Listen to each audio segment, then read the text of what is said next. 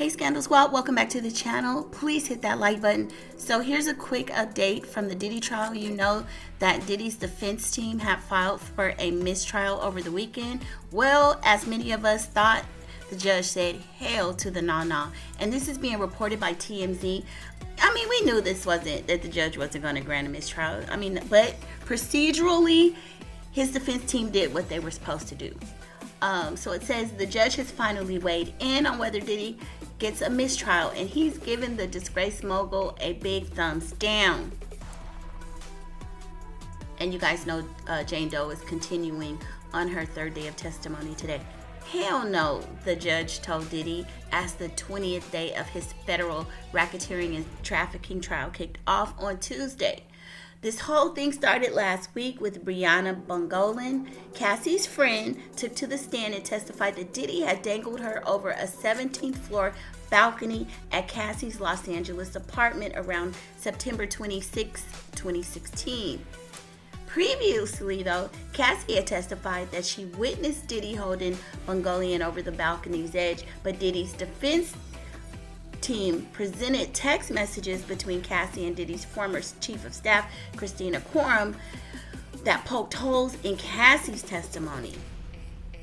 In one text message, Cassie indicated she never actually saw the balcony incident.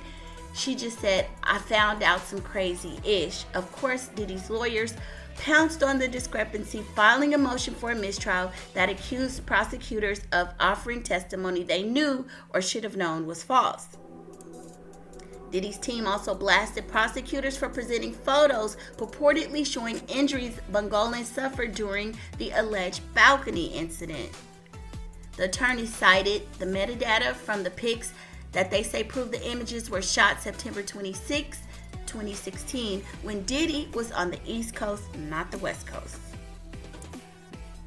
The prosecuting team still hasn't responded to Diddy's motion from Saturday for the mistrial, but in court, they did clarify that Cassie's texts seemed to indicate the balcony incident occurred around and about. That's just a big way to say they don't know. September 29th or 30th of 2016. The judge pointed out that Bongolan had admitted to having taken lots of drugs, particularly during the time in question. That happened years ago. Thank God she's sober, declining to view her testimony as perjury. See, I was thinking that they could get her testimony impeached, especially if she's trying to recount incidents from 10 years ago when she was always high. I don't see why Diddy's team isn't looking at that as a way to kind of impeach her credibility, not necessarily file for a mistrial, but just to question the validity of her testimony, saying that you were so out of your mind. How do we know any of this is true? I mean, of course, there's portions of it that are true, but, just impeach the testimony. That's all. But anyway, so that's what's happening. There is no mistrial, and we knew that wasn't going to happen. But anyway, y'all, I'll see you on the next video. Please don't forget to like, share, and subscribe. Bye.